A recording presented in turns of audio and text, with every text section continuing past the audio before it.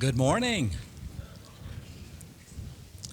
What's the definition of 3 inches when you're talking about a football? Wasn't that devastating? Wow!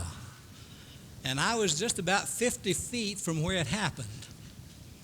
It was painful. So, Dewey, I took the wind out of you before you got it to me on that one this morning.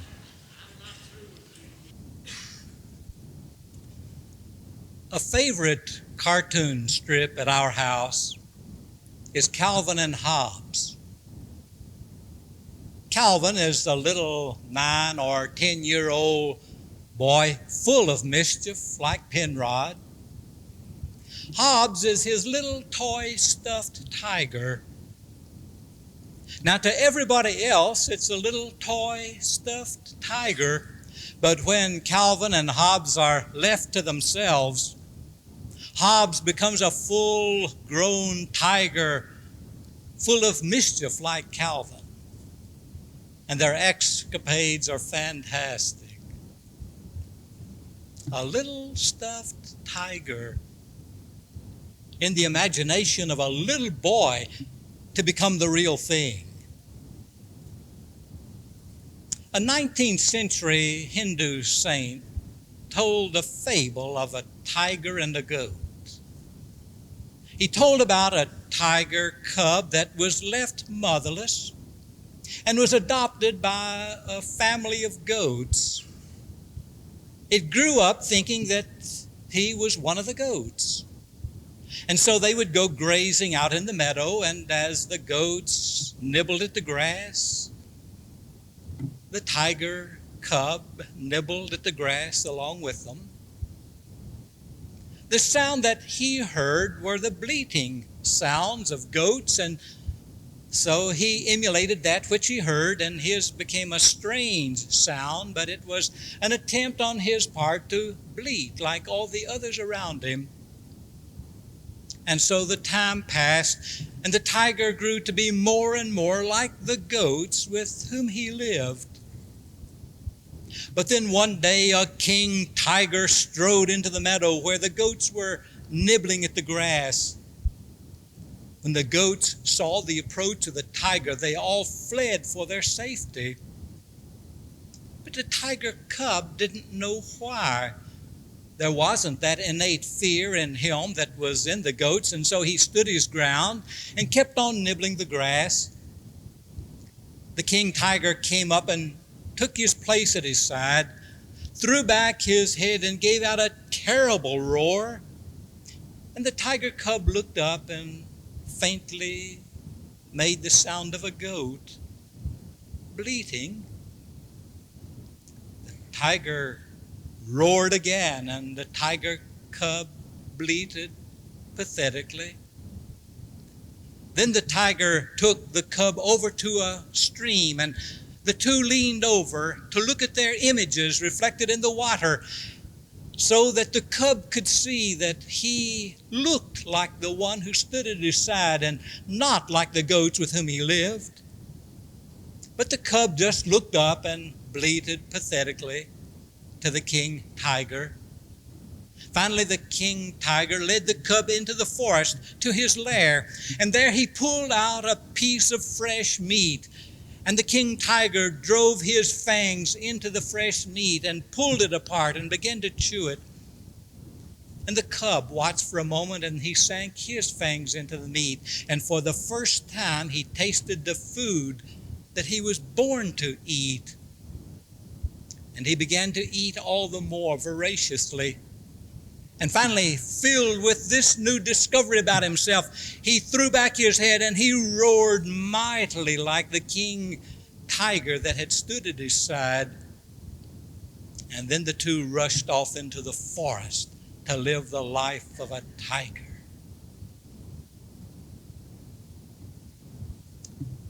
You and I were born to be tigers. But so often we spend our lives nibbling, never becoming our true selves. You and I are created in the image of God. Yet so often we take on the manners and the manifestations of one who is created by the world. We are reflective in Adam and Eve. They were born with the image of God being lived out, living in paradise. But they began to nibble at the sins that were there in the garden, the sin of greed, the sin of disobedience.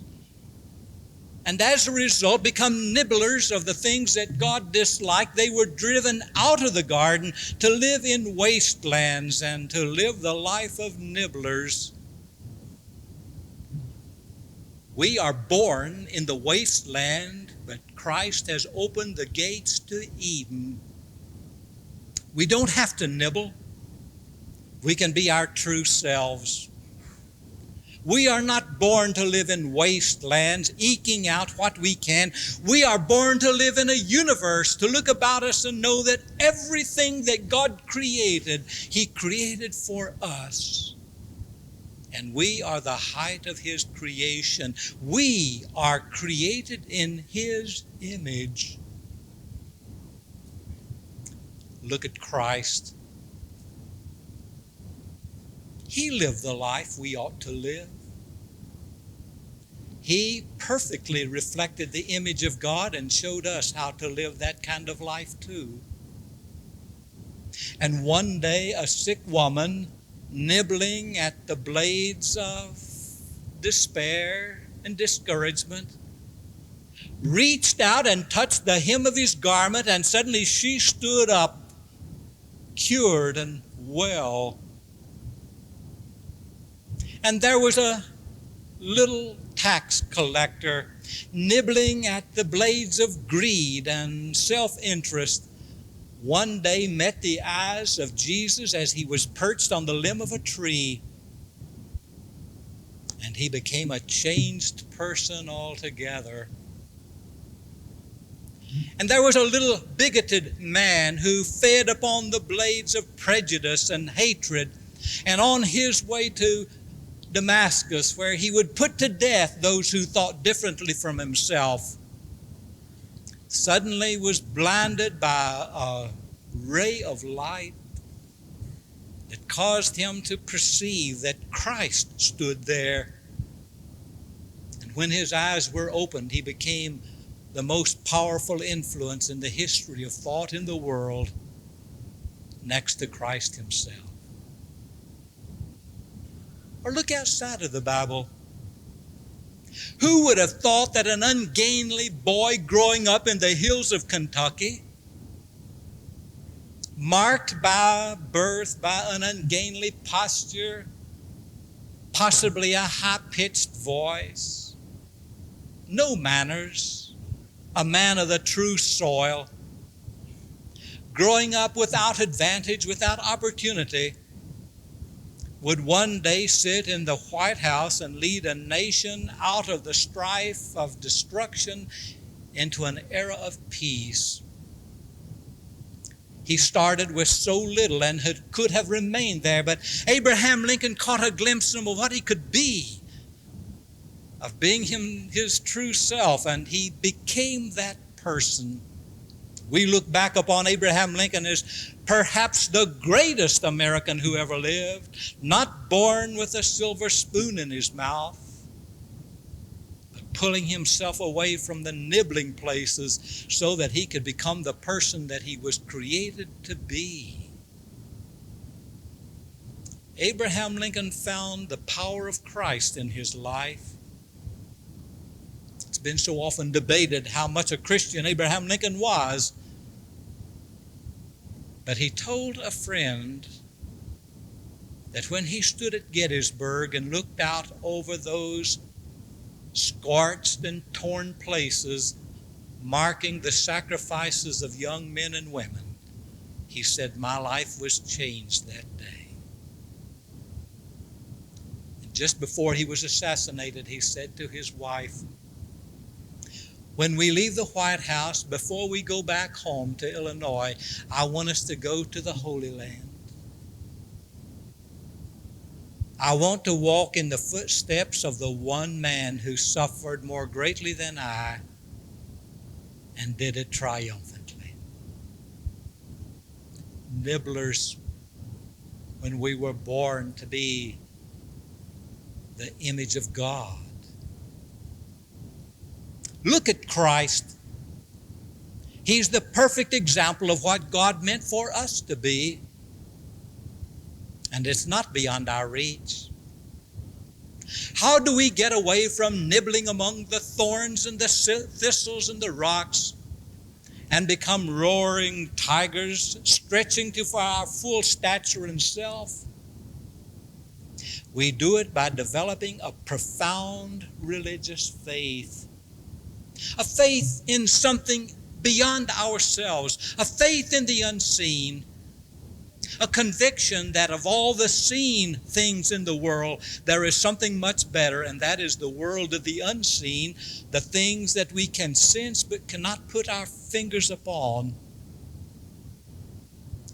A faith that is built upon the knowledge that true life is eternal and not limited to these brief years.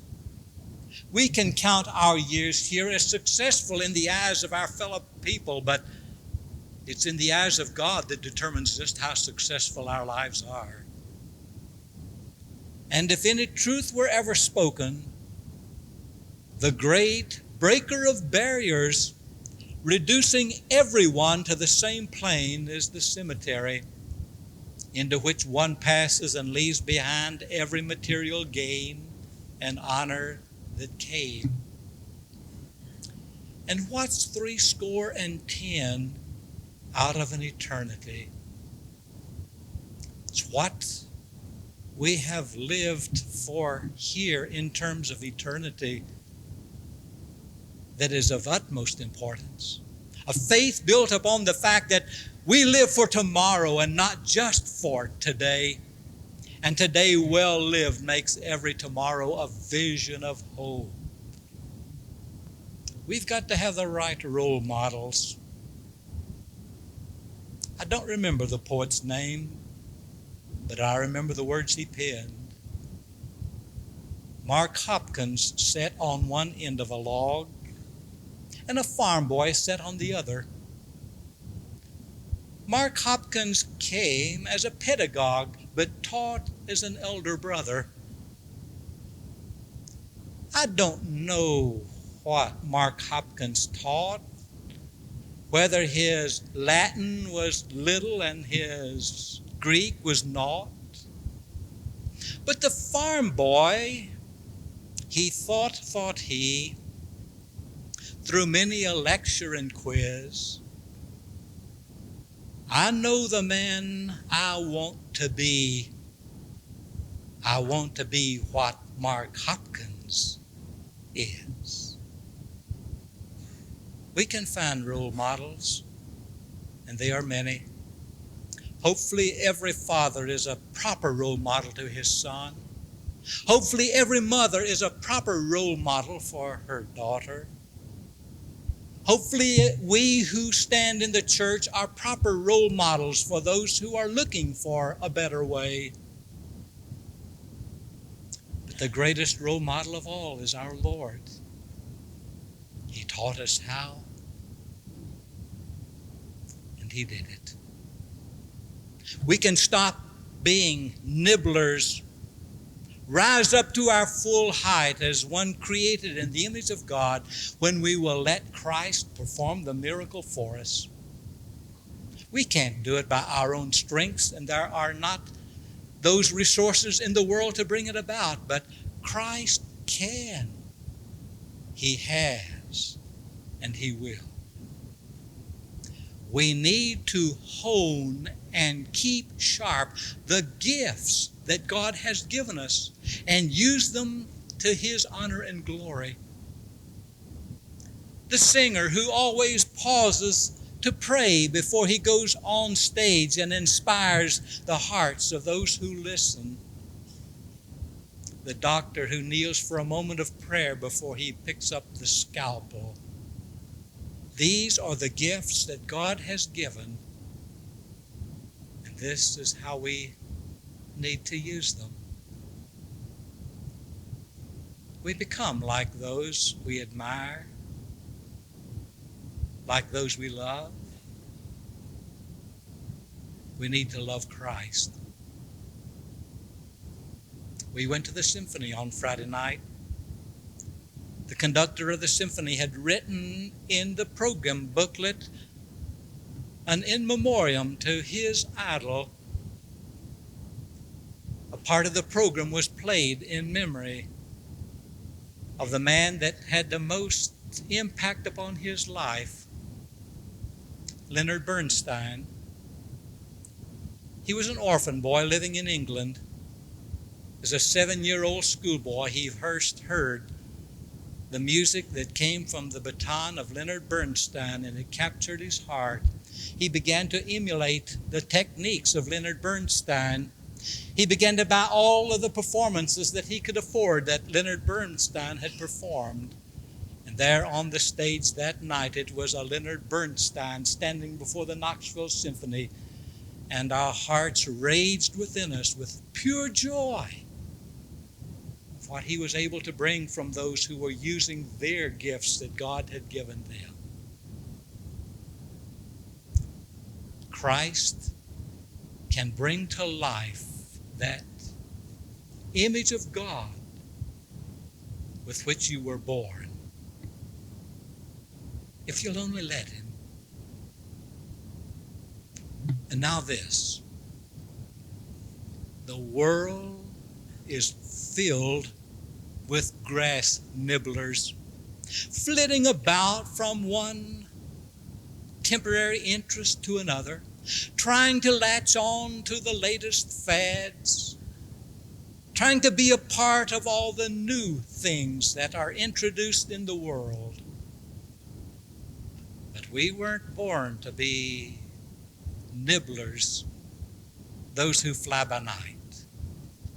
You and I are created in the image of God, and until we live by that image, our life is in the wastelands. But when we rise up and roar to our full height, being the persons we were created to be, the world's your oyster,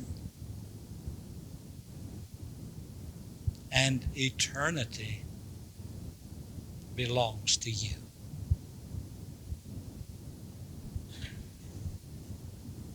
Amen.